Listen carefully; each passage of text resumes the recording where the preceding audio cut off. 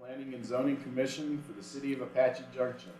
Today's date is October 14th, 2025, and the time is 7 p.m. Let's please stand for the Pledge of Allegiance. I pledge allegiance to the flag of the United States of America and to the republic for which it stands, one nation, under God, indivisible, with liberty and justice for all. Me too. Rudy, can I get a roll call, please? Yes, sir. Chairman Hanchey. Here. Vice Chair Barker. Here. Commissioner Gage. Here. Commissioner Starr. Here. Commissioner Mikeland. Here.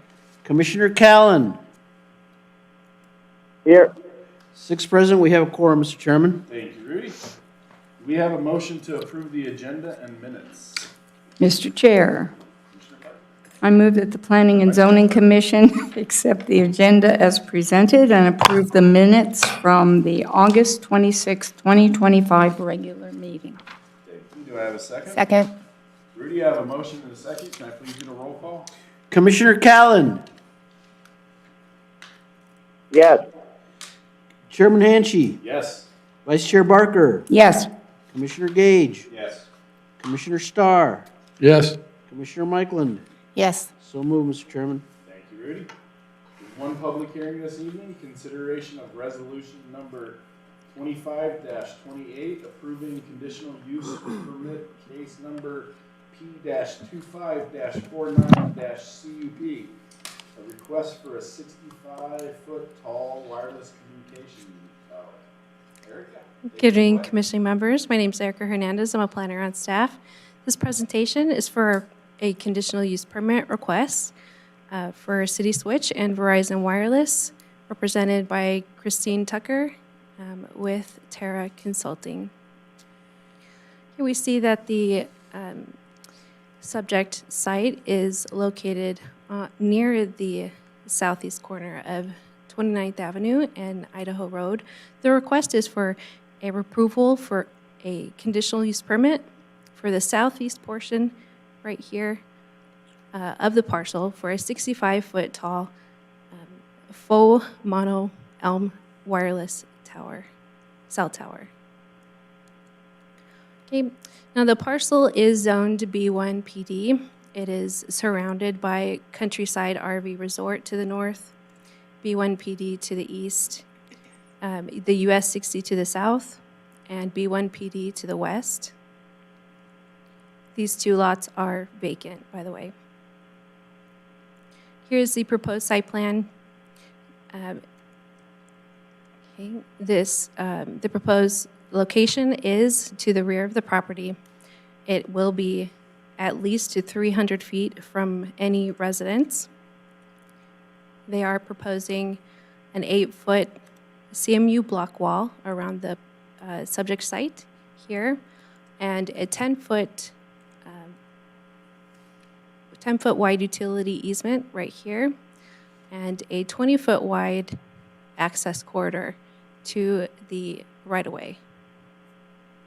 It will also be dust-proofed. Here are the elevations for the proposal.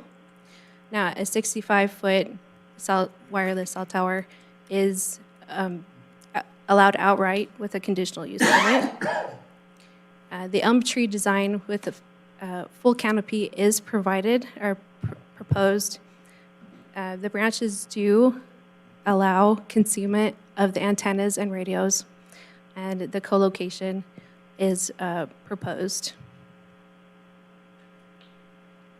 Okay, here is the current site as it is today. And here's the mock-up after installation. Can we put Christmas lights on it at Christmas time? It looks like the right kind. I think you could consider that public art, Rudy. Okay. As far as public input, we'll look into that. As far as public input, a sign was posted at the site. Notices were sent out to property owners within 300 feet of the subject site, and the case was advertised in the neighborhood meeting was held on August 16th No one attended the meeting, and staff has not received any questions from staff. To staff. Okay, with that, staff recommends approval of case number P-25-49-CUP, subject to the conditions of approval found in the staff report. Now, the applicant does have a presentation of her own, and afterwards we'll be happy to answer any questions. I can pull up her. The slide with the easements, Mm-hmm. why is there a different footprint for the utility easement and the access easement? It seems like the property is a little compromised in different places. Is the property owner okay with that? Commissioner Gage, that's a great question. Thank you very much. Especially the elbow, I'm sorry. especially the elbow on the easement. So this access right here is from the actual right-of-way. And that is a great question for the applicant, and I'm sure she can answer that question for you. Commissioner Gage, there's an existing driveway already in place there, and so they're just connecting to the driveway, and so that's why there's an elbow there. And then the utility easement corridor there, that's just the most efficient way to reach the utilities. Yeah, that's straight line. That's right. That's right. But where it's located on the southeast portion of the property, it's the rear of the property, and that's how they had to configure access to the existing driveway.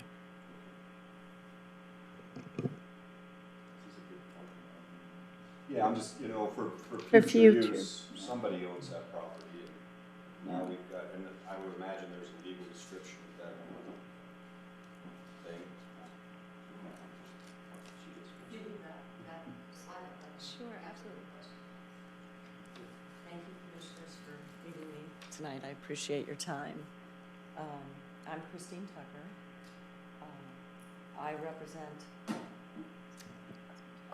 I represent Terra Consulting. We do site acquisition and permitting for different companies around the valley and other states as well. I live here in Gilbert, so I'm very familiar with this area, and often cut through here to go to Canyon Lake on weekends. So pretty familiar with it. So Cityswitch is going to be the owner of the tower, and Verizon will be the main tenant on the tower. Verizon has gotten into the business more of providing wireless service rather than tower owners. It just makes more sense, so they issue search rings to these different tower companies. There's other companies, co-locatable companies like third-party tower owners like Crown Castle or American Tower. Cityswitch is like them. So Verizon prefers to just be the tenant rather than have to maintain everything. You asked about, and I'm sorry, excuse me, Terra was consulted by Cityswitch. So, and I work on lots of Verizon sites. I've been in this industry for 38 years, so I've done a few of these. You asked about the drive. The drive is an existing parking lot. It's undeveloped right now. The owners bought the Motel 6, and they've really done some nice improvements over there. I don't know if you've ever had the opportunity to be in that area, but they're cleaning up that property, painted it. They have all kinds of finishes on the other parking lot on the other side. This is undeveloped. That driveway coming in is existing, as was mentioned. They use this to just park overflow vehicles. It's not even blacktopped. It's DG, I think. But it's a shared access. So it's just, we're going to do construction. They identified that, but I mean, people are going to drive anywhere. It's just a big, giant parking lot. The utility easement, the power pole is directly at the end of that utility easement, so it was a straight path. And then we'll bring fiber in that way too, because the site needs power and fiber to operate. So that's why we try to keep it as close to the property line so they can develop. And I think he is considering developing more of that property as time goes on, the owner. The reason that we're here is the engineers Where's how do I get to my little slideshow? You did a great job, Erica did a great job, and staff. I just want to say staff has been so helpful throughout this process. They're so nice and so responsive. And I don't find that often in doing this in other jurisdictions. So I do appreciate that. So this kind of just lays out it. Cityswitch is going to be the actual owner, but Verizon is the main tenant, the base tenant.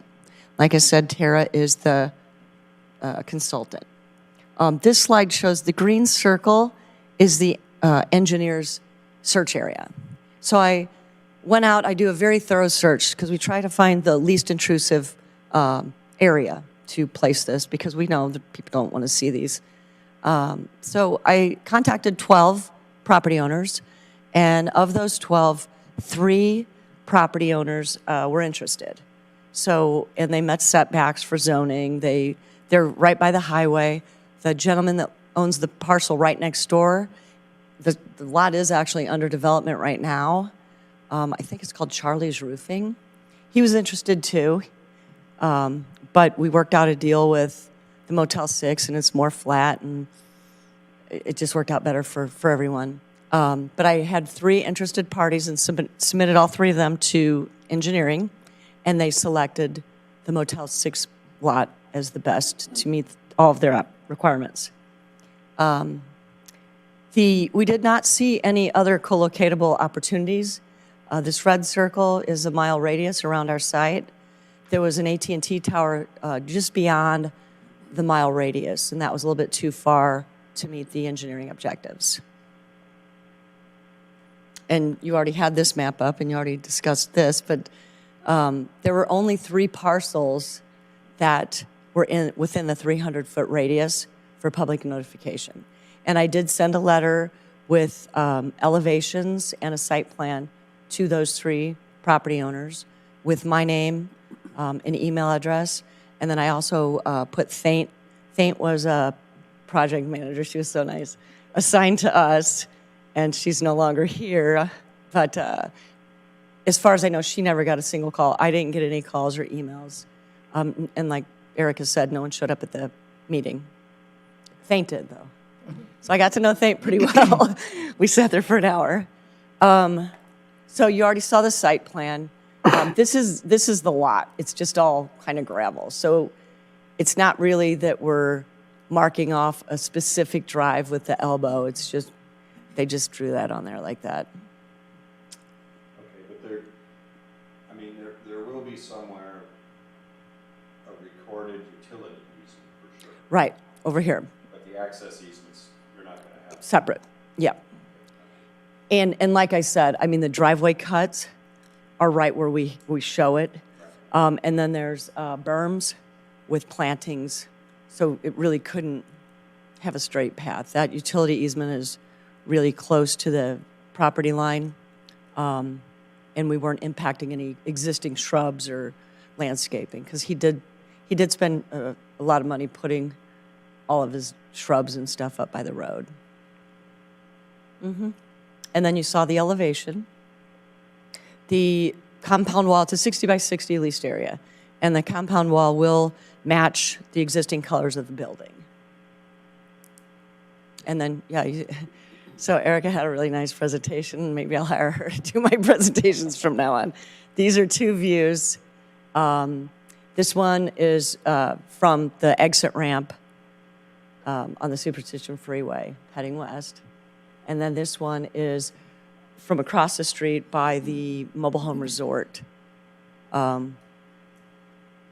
So with that, I'll take any other questions that anyone might have. We would ask for your approval of this. Is the fiber already run down 29th Street? 29th Avenue, I'm sorry. Say that one more time. Is they already installed the fiber down 29th Avenue? There's fiber going in. I don't know if that's the fiber. Verizon purchased MCI within the last few years and is starting to provide its own fiber now from the right-of-way to its cell site, but they will pick up whoever's the closest fiber there that they have an agreement with. So there is fiber on that road already. Several pedestals. Ari, do you have any questions? No questions. Thank you. Thank you. See how it is a public? There is no public. It's open. It's now closed. Findings of Anyone fact. want to discuss anything? Anybody want to do a motion? We need findings of fact, don't we? No? You need No. one? Don't need them? Waive the finding? Okay. Okay, if you want a motion. I'd love a motion. All right. I move that the Planning and Zoning Commission approve case P25-49-CUP, a request by Cityswitch developer and Verizon Wireless lessee, represented by Christine Tucker with Terra Consulting, for approval of a conditional use permit, CUP, for a 65-foot tall faux mono-elm tree wireless communications tower and its appurtenant, that's that word, I got it, appurtenant structures at the southeast portion of parcel number 102-21-042A, located at 251 East 29th Avenue, zoned B-1 PD, general commercial by plan development, subject to the 7 conditions that are listed in this report. Do I have a second? Second. Rudy, I have a motion and a second. Could I please get a roll call? Commissioner Starr, Yes.